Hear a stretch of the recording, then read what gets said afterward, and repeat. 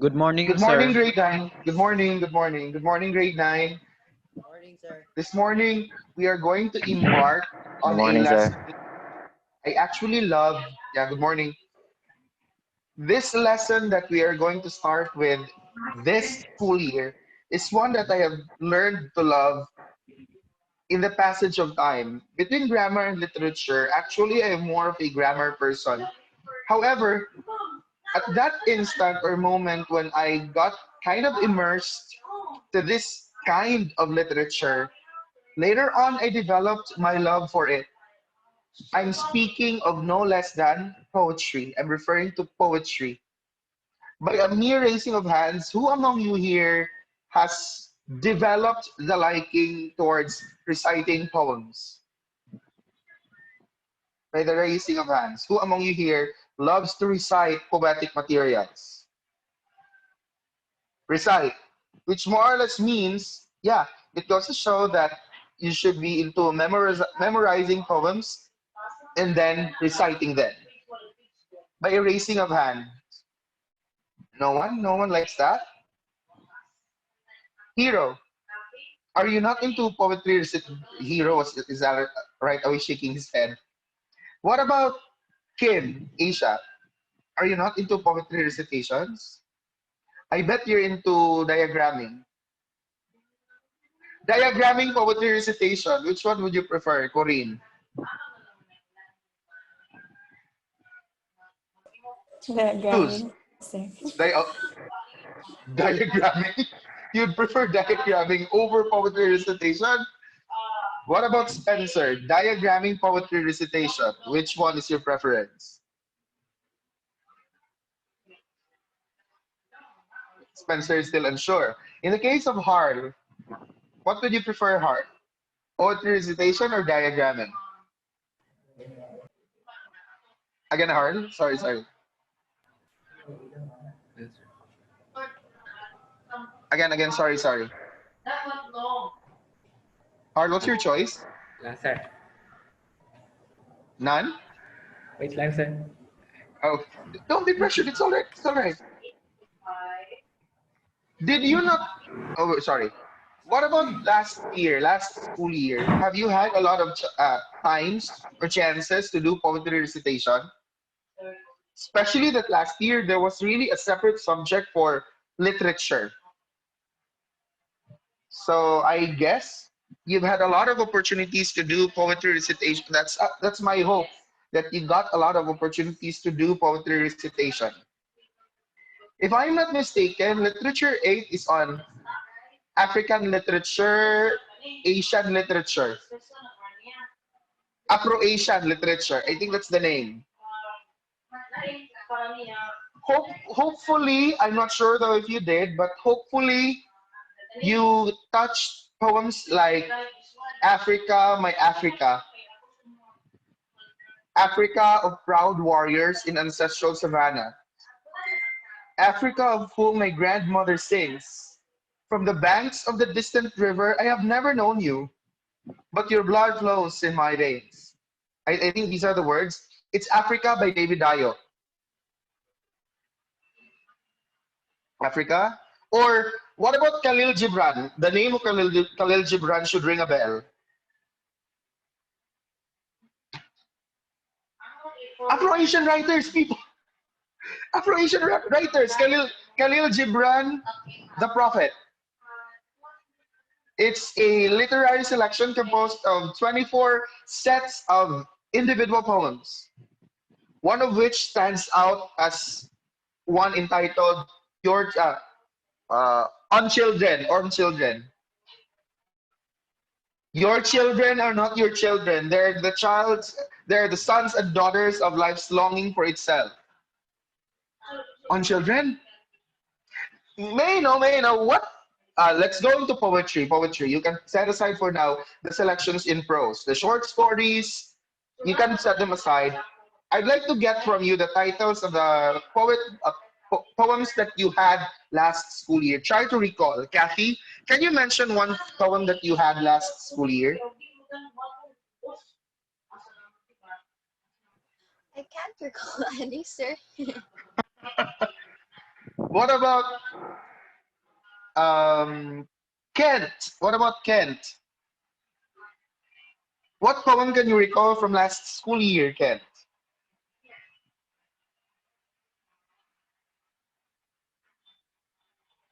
Kent is looking at the corner of his frame. That's a kind of look that's telling me that he's really trying to remember things from a distant past.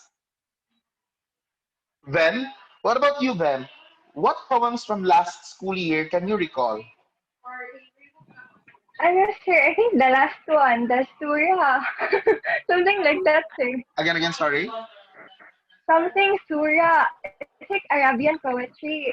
Yeah, Surya. One It's that belongs to very Arabian poetry. Have you also had time last school year? Thank you, Ven. Thank you as well, Kathy. Have you also had time to go into Japanese poetry like haikus, tanka?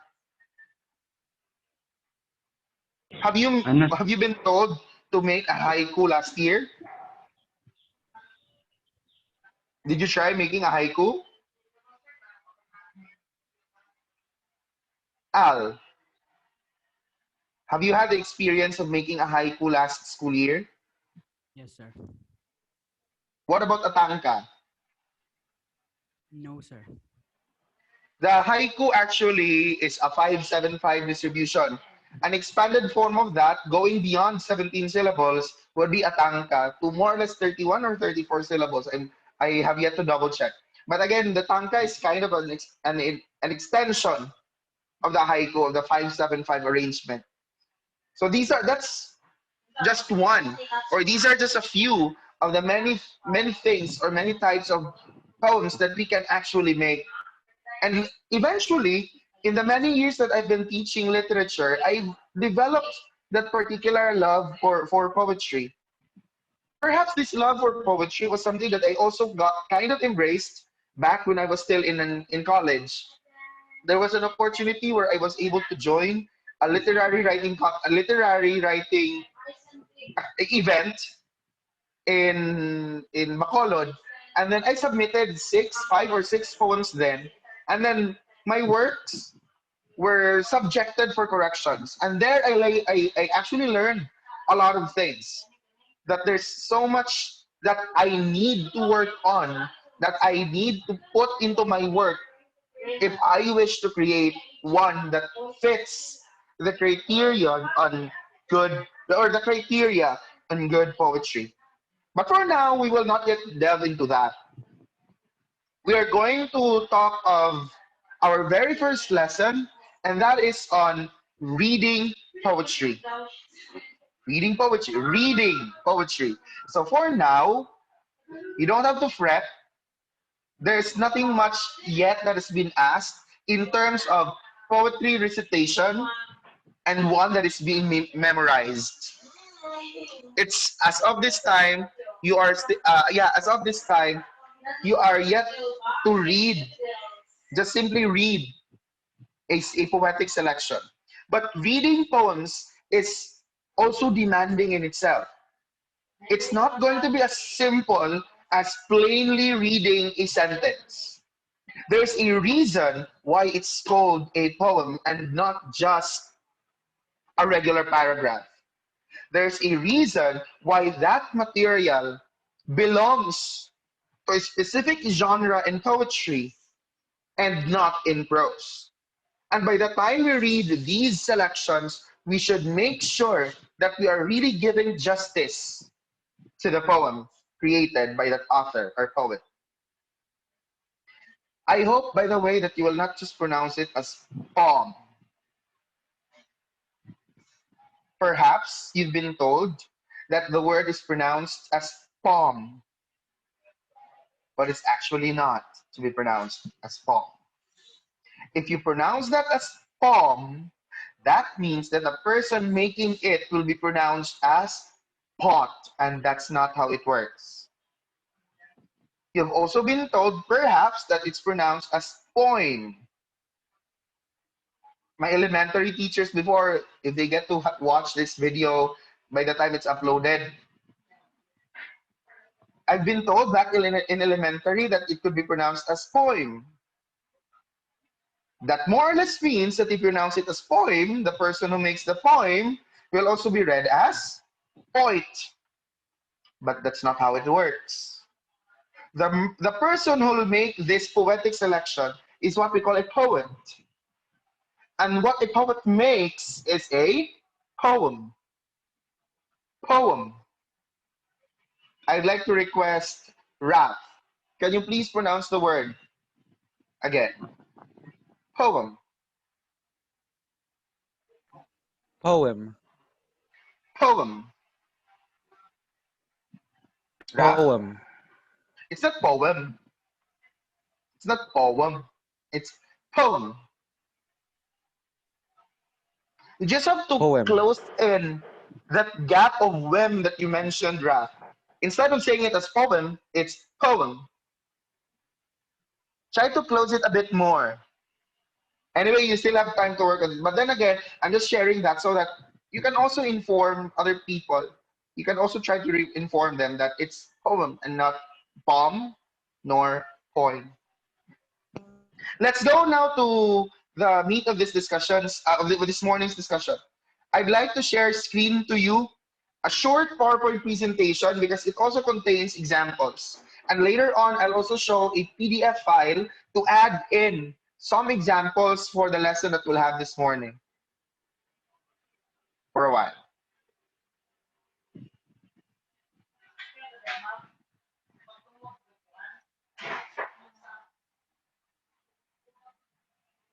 Can everybody see this? Can you see this part?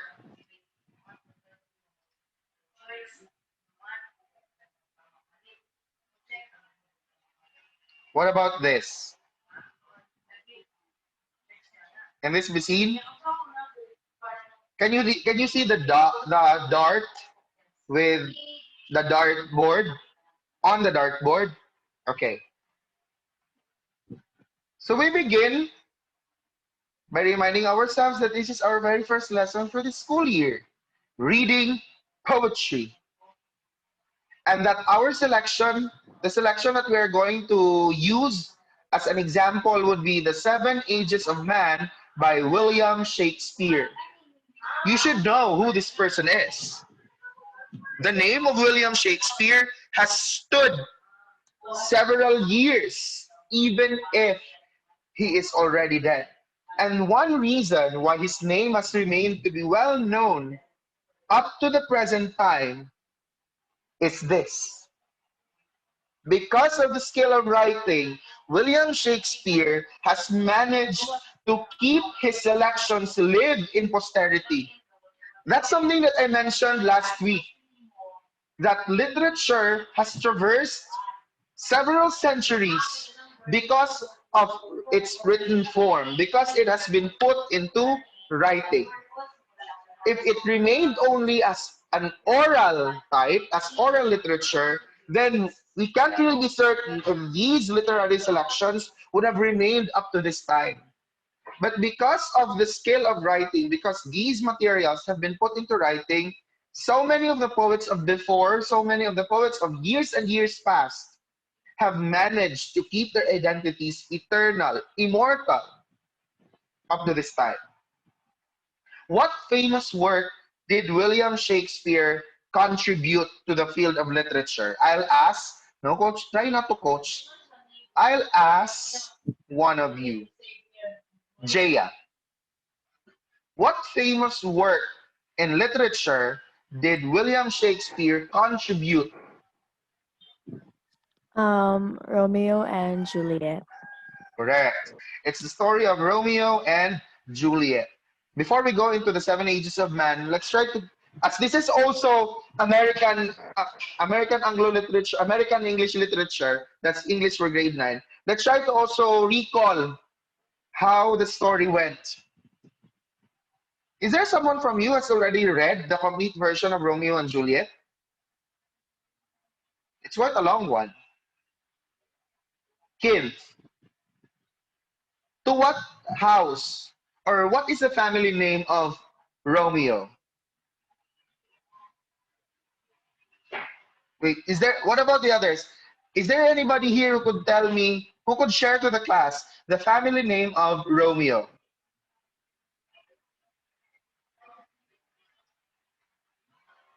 Is that name unfamiliar to some? Have you not heard of the family name Montague? While Romeo is a Montague, Juliet has been referred to as Lady Capulet.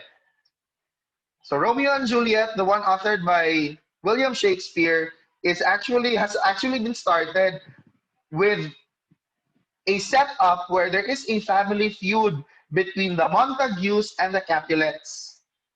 So we have here two families who are in a quarrel, but each family is represented by one who fell in love with the other. Unfortunately, it's just that they both belong to families of families that have been feuding for several years already. Quick question: where did William Shakespeare place the story of Romeo and Juliet? What is this? What is the setting of this story? Where did this take place? William Shakespeare placed Romeo and Juliet on what country? Let's start with a country. Kathy. Just try to guess.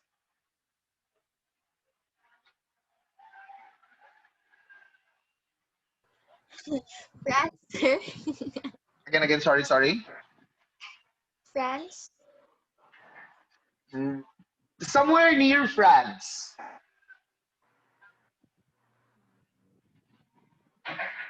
It's in a place that's near France. I haven't been there though. It's a country that has 5 letters only in its name. Al.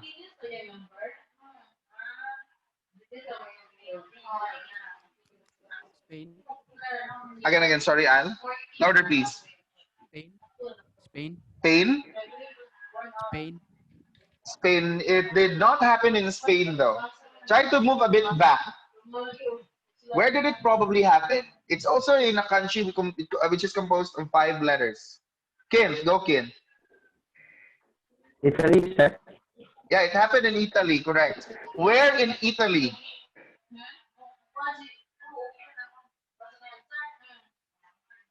Jamie. Where in Italy did Romeo and Juliet, the story of Romeo and Juliet take place?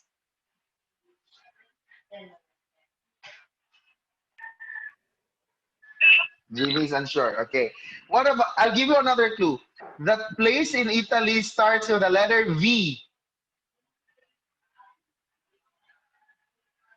Anybody? V for Ven. Venice, sir. Verona, Venice, Who sir. answered? Sorry. May I know who answered Venice? Is it you, Ben? Sir. Gia. Jaya? It's Jaya. Yes, sir. I understand that the word Venice starts with the letter V, but there is another place in Italy that begins with the letter V. I hope. I think what the others are doing. You're probably trying to Google these answers from time to time. It happened in Verona. It did not take place in Venice, Italy. It happened in Verona, Italy. People have known Romeo and Juliet's story as a love story, but it's a tragic one. Just to make it short, really make it short, both of them died. It's a kind of love story that is not projected in so many of the romantic literary stories. In so many of the cliches,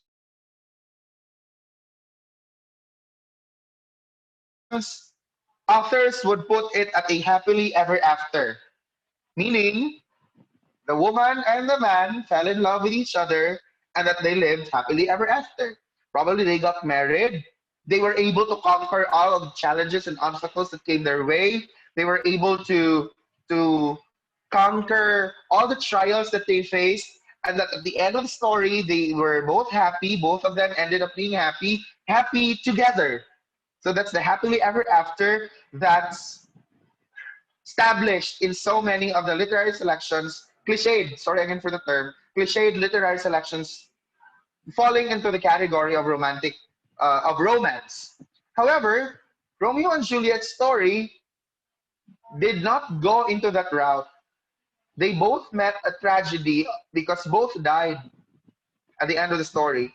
But others, there are also literary experts who believe that that death was not all that tragic at all.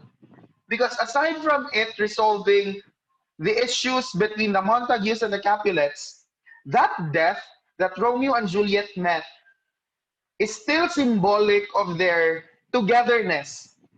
That if they could not live together in this mundane world, then they could continue their being together in that eternal life.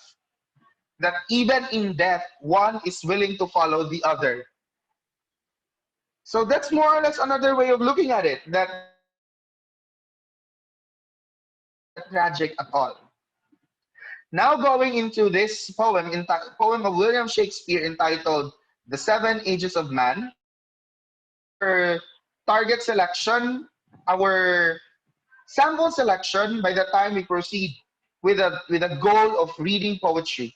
But before we touch this selection entitled The Seven Ages of Man, there are still a few things that we get to examine, and these are indeed very beneficial by the time we do poetry reading.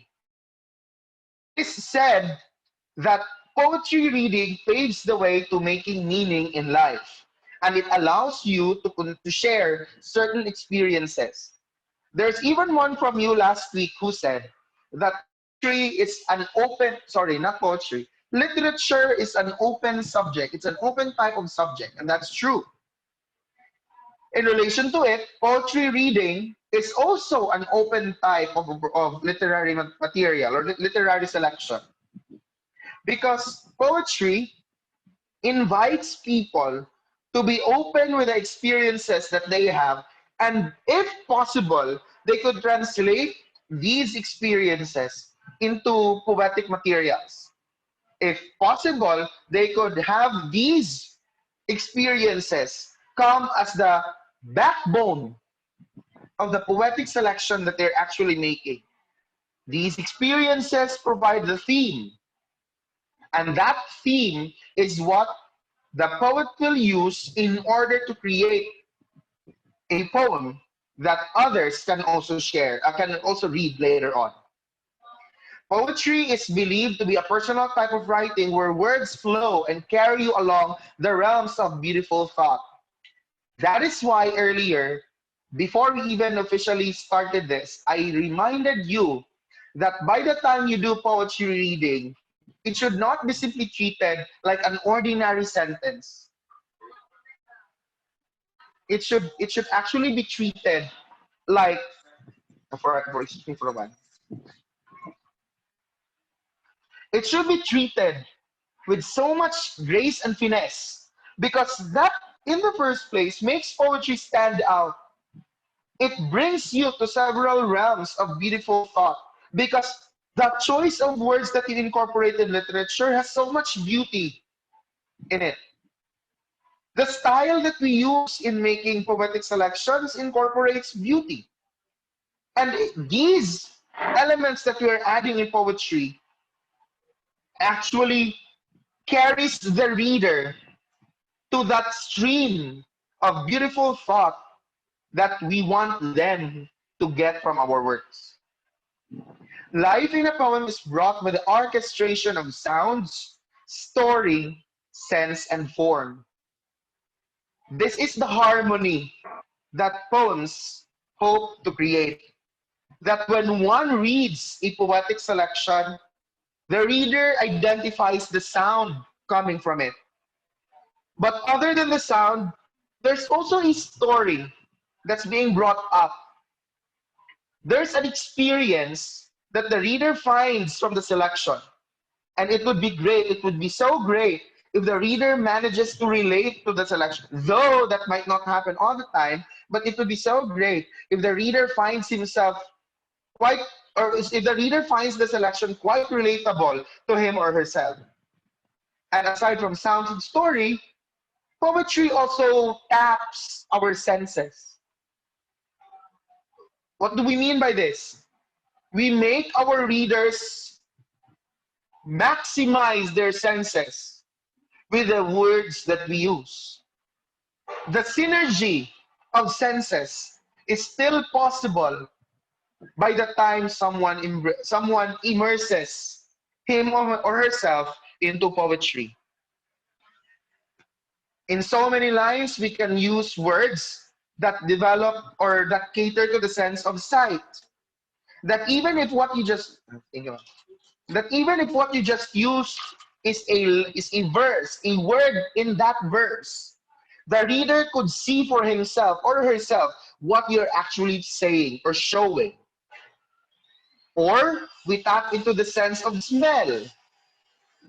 And what you're just using would be words found in a verse.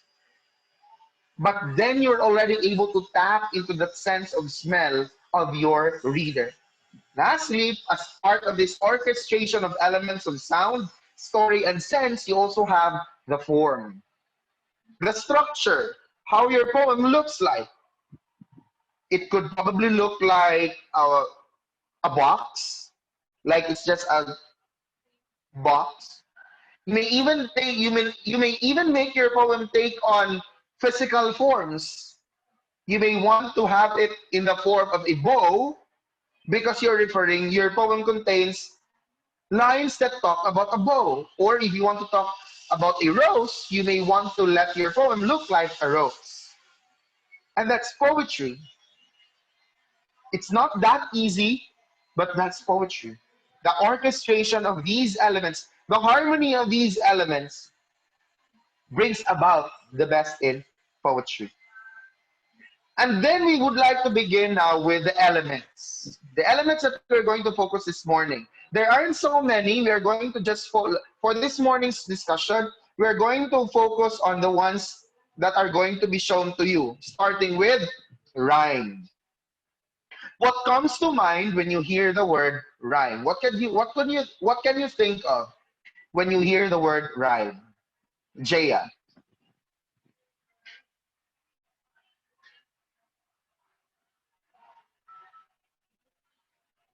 Jaya, sorry, I think you have to unmute yourself, go. Jaya. I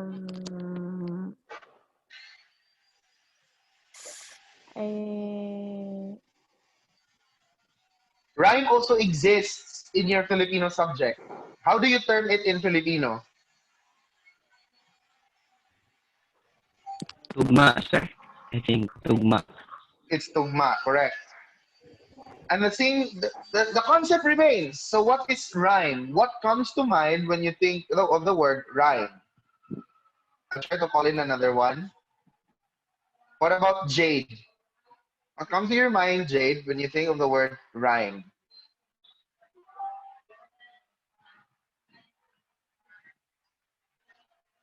Jade?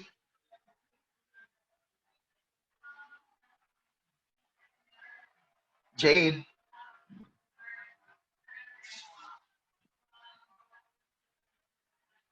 Jade, can you hear me, Jade? Yes, sir. Yeah, I just raised a question. What comes to your mind, Jade, when you think of the word rhyme?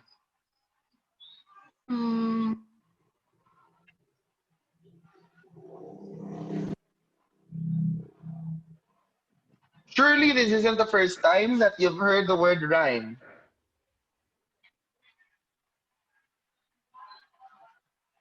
What about Alessa?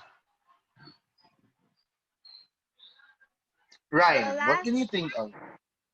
Go, Alessa. The last words or the sounds are the same. Correct. You have there, I'd like to pick up on the last part of the answer of Alessa. The sounds are the same. And in quite a number of cases, it would happen between between or among the last words of several lines. But let's try to focus for now on that last part of the answer of Alessa. Same sounds. Yes, and that's how rhyme works. Sounds come out to be similar. However, they may not necessarily happen between or among the last words of lines, because you can have external rhyme and internal rhyme. External rhyme happens between two lines, two or three lines, two or more, sorry. External rhyme happens between two or more lines, and that the last word of each line rhymes. For instance, all things bright and beautiful. All things bright and beautiful. All creatures great and small. All things bright and wonderful. The Lord God made them all. For sure, all of you know that stanza. All things bright and beautiful is a poem that almost all elementary students would have known by now. Look, again, let's go back to that stanza. All things bright and beautiful, all creatures great and small, all things bright and wonderful, the Lord God made them all. What words are considered to have external rhyme? Natalia.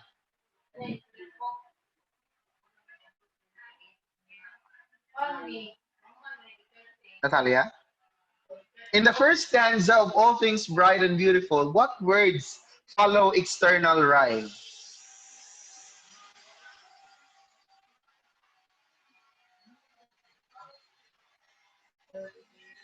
Again, sorry, Natalia. You have muted yourself. Try to unmute yourself, Natalia.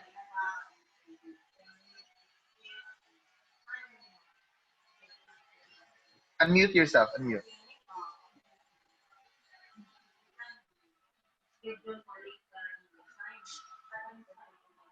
You can hear me? It's all right, it's all right. You can fix it for now. I'll try to call someone else. Trixley. Trixley, can you hear me, Trixley? Yes, sir. Okay. From the example that I gave, from the first stanza of All Things Bright and Beautiful, what words rhyme? External rhyme. Follow external rhyme. Again. Again, sorry. Again, Trixley. Wonderful and You sound kind of choppy, Trixley. wonderful and all. Wonderful and again, the stanza is all things bright and beautiful, all creatures great and small, all things bright and wonderful. The Lord God made them all. Okay, go. What words line and what words follow external rhyme? Wonderful. Beautiful. And I think I don't know, but for some reason, something's not right with the audio from there.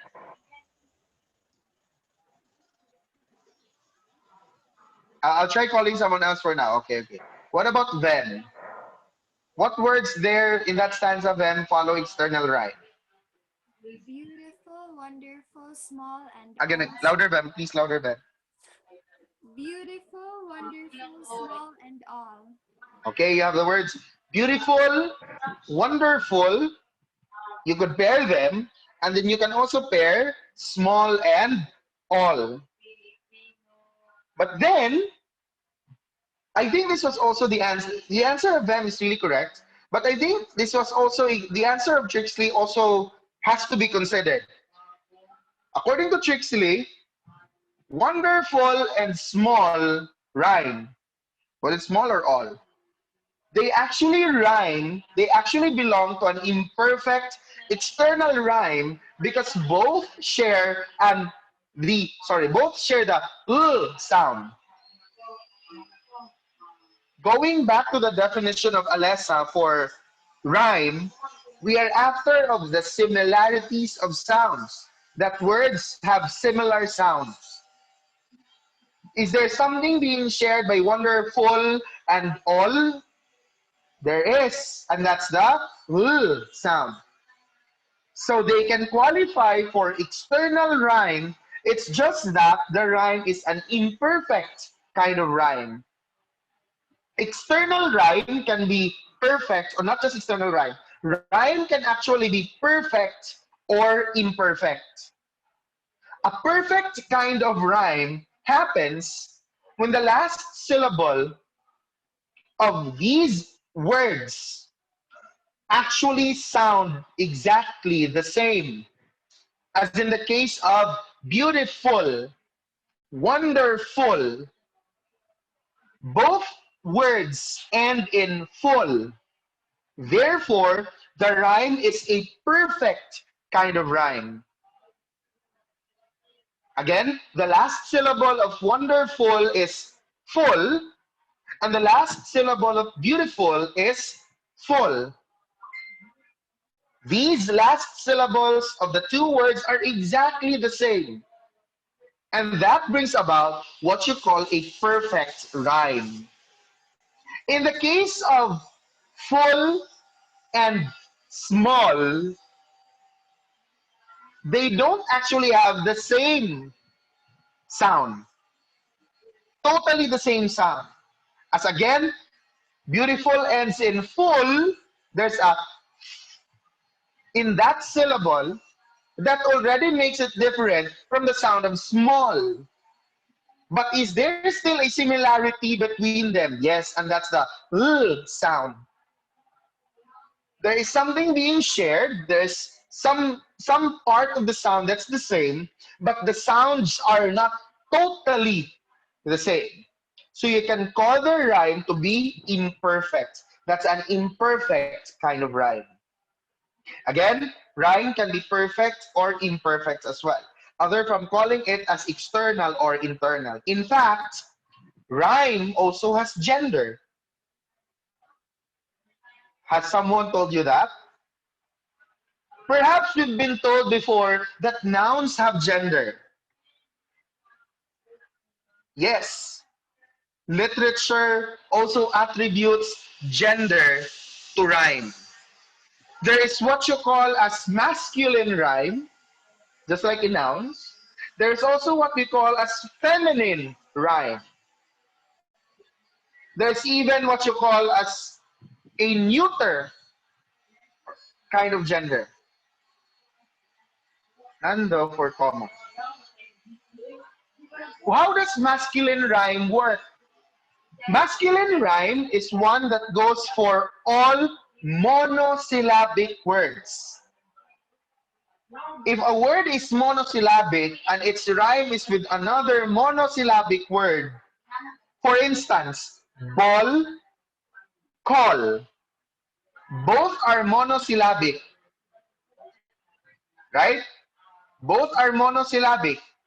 Since there's just a syllable, since there's just one syllable in each of these words, all monosyllabic words are masculine. Another thing, if the stress is not on the first syllable, take note. If the first is not on the, if the stress is not on the first syllable, the gender is also masculine. If the stress of the word though falls on the first syllable, the gender is feminine. The simple concept of ladies first applies. If the stress of the words that rhyme falls on the first syllable, then both words are considered feminine. But if the stress falls not on the first syllable, meaning it could be on the second syllable or in the third syllable, then the gender is masculine. Let's have examples. Mother. You don't pronounce it as mother. My mother called me. No, you don't do it that way. Rather, you pronounce it as mother. So where's the stress? The stress falls on the first syllable. Let's have another word to be paired with that, and that word could be brother. You don't also say, I have a brother. No. Rather, you say, I have a brother. So the stress is on the first syllable as well. Since the stress for mother and brother falls on the first syllable, mother, brother, what is the gender of these two words? The gender is feminine. But if the words are organization, association, is the stress on the first syllable of these words?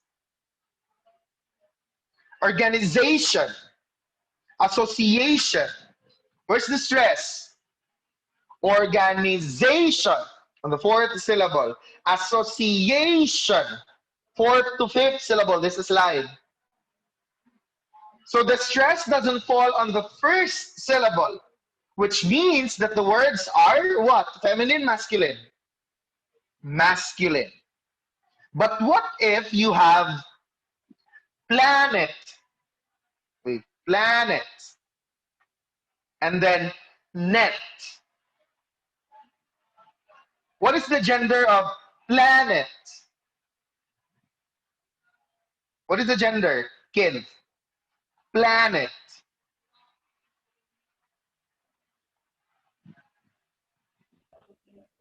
I think it's neuter, sir. No, just of the word planet. Planet. The stress on the first, sir. So the gender is? Planet. Feminine rhyme. Feminine. Planet. On its own, Planet. corrected. That's right. On its own, the word planet has a feminine gender because the stress is on the first syllable. But what about the word net? What is the gender of net, Corinne?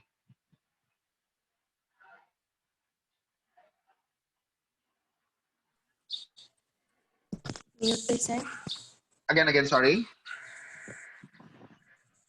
Neuter. Neuter. Look at the word net as it is.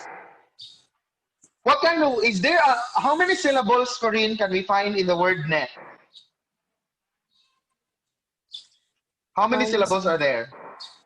There's just one, correct. So what is the gender of a monosyllabic word? Masculine. Masculine, correct. So planet is feminine, while net is masculine, as it is a monosyllabic word. In that case, if one asks you to identify the gender of planet and net, that's where we can use the neuter gender. In case two words do not share the same gender, the gender that is suggested for you to use, or to use as a category or label these words is neuter. So see, words can also have, in literature, words can also have gender under the concept of rhyme. Let's go with internal rhyme. Earlier, it was identified that external rhyme works by looking at the last word of each line, and that we should make sure that the words of all of these lines, last words of these lines rhyme. Last words. That's why it's called external. Internal rhyme works differently, but rhyme is still there. Internal rhyme works perhaps in this aspect. You have one line, there's just one line, and the last word of that line rhymes with any other word still in the same line. For instance, I'll give a sample, and that these words belong to just one verse, to just one line. I have known you, but you have grown. Again, the single line is composed of these words. I have known you, but you have grown. What is the last word of that line? Alessa, the word is? Grown. Grown, correct. What word in that same line rhymes with grown? Alex. Sorry, then. Let's give the floor to Alex. Known. It's known, correct. So you have two words in that same line, just in one line, but actually rhyme. You did not yet look into the words of the lines that follow. You just looked at one line and discovered that two words actually rhyme. The last word and a word within that line. Internal rhyme may also work with two words found within the line where the last word of that same line will not always be our source. For instance, I have, oh wait, okay. Assuming that, again, these words belong to just one line. I'll give an example and that these words belong to just one line. I want to protect you. I want to protect you. No. Let's replace that. Let's replace that. I can't think of other good words that could rhyme with protect. This one. This is better if ever you leave me. That's the line. This is better if ever you leave me. What's the last word of that line? It's the word me. But we will not look into the word me. We will look into the words in that line that actually share the same sound. What words are these, Jamie? You're on mute, Jamie, go. You have the words? Question again, sir. What words in that line rhyme? Again, the line is, this is better if ever you leave me. You have the words? Take note, rhyme may be perfect or imperfect. Let us not be limited to the perfect kind of rhyme. Earlier, Trixley told us that all and beautiful or all and wonderful rhyme. They rhyme imperfectly. Therefore, the answer of Trixley is also correct. Again, the line is, this is better if ever you leave me. Go, Jamie. What words in that line rhyme?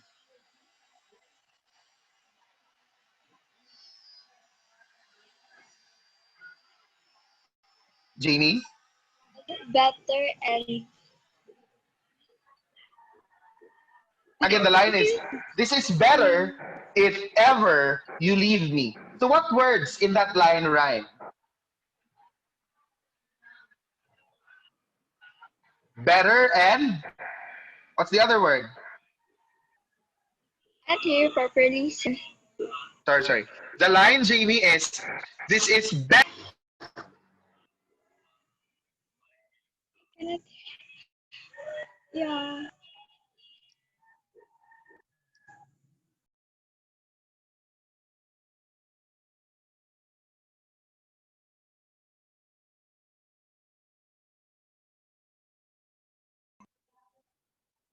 Can you hear me now? Yes. Jamie, can you hear me, Jamie?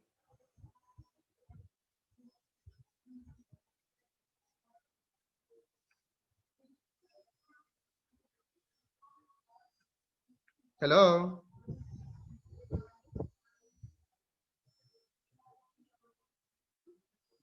My phone is connecting lang.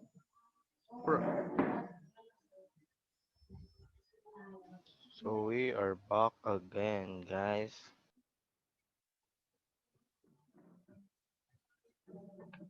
Hello? Hello, Jamie? Hello? Can you hear me? Can you still hear me?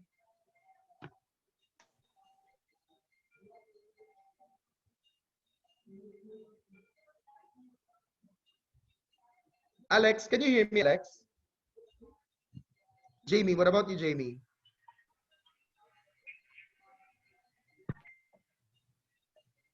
Jamie? Try again, sir. The Try sentence, again, sir. the line is, this is better if ever you leave me.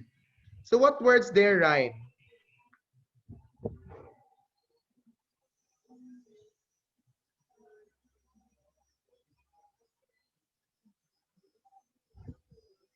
Repeat it one time, sir.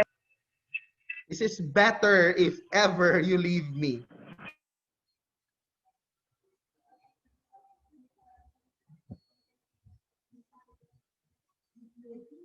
Have the others heard? Can the others hear the line clearly? Can I see this? I think there's something wrong with the reception of Jamie. What about Harl? What words in that line, Harl, rhyme? Follow internal rhyme. Better and ever. Correct. The last word of the line is me, but we will ignore me. We will look at the other words that actually rhyme, and these words are better and ever. What kind of rhyme do they follow? Perfect or imperfect? Harl. Perfect. Again. Perfect. Perfect. Are you sure? Imperfect. Imperfect. Correct. Take note. Better is better with a d, subtle d sound. We don't also pronounce that word as better. It's better. While the other one is ever. So there is still a slight difference in their sounds, but they share the sound. That makes both of them rhyme. Perhaps in an imperfect manner. So that's rhyme. Another element. Familiar with this? Onomatopoeia. Onomatopoeia is quite understood as a figure of sound that we get from the things in nature or from the things around us. For instance, you have the hissing of a snake because a hiss is represented. That's the sound provided by a snake. Time check, by the way, is 8:29. I'll just stop the sharing of the screen for now. Okay, I can now see everybody. Time check is 8:59. I hope everybody can still, 8:29. I hope everybody can still hear me. Okay.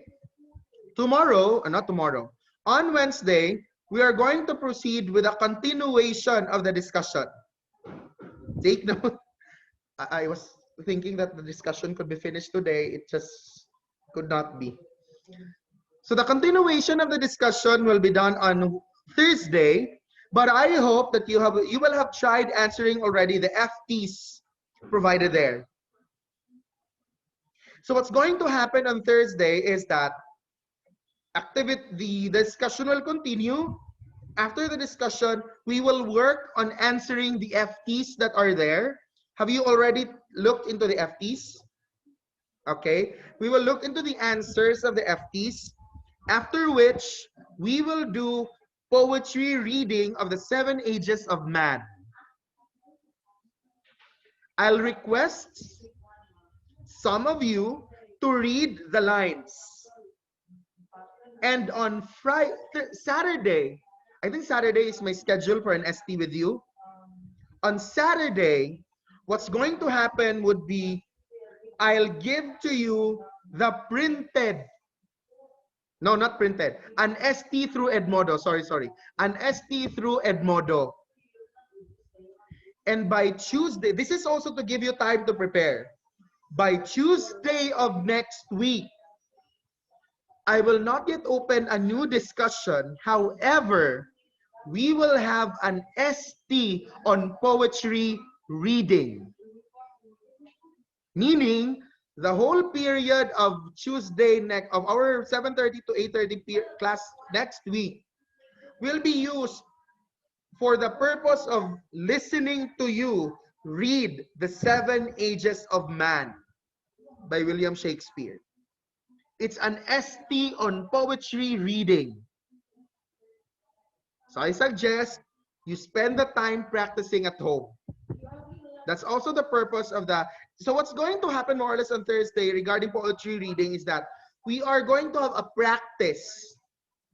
I'll read it, and I'll also give you the time to read it by yourselves. So that's like a practice poetry reading. Is that clear? I hope everybody got that part. Is that fine? We didn't hear you, sir. Yeah, because I noticed that you all froze. And I think my camera also froze at that time. Again, well, there's still a few minutes more. On Thursday, we are more or less going to have a practice for poetry reading. So I'll read the poem. And in the same way, I'll ask you to do it. And then we will learn from each other so that by Tuesday of the following week, Tuesday of next week, we can be more or less ready for the ST on poetry reading. A poetry reading ST where you'll read while looking at the camera and looking at your copy. Hopefully, you will not stutter or that you will not read it ignoring thought units. Because the practice will have already been done on Thursday. And you'll also have enough time to practice during the weekend. I hope that's clear with everybody. So for now, that would be all. Goodbye and thank you, grade 9. Good. Thank you. Bye, sir. Bye, sir. Sam.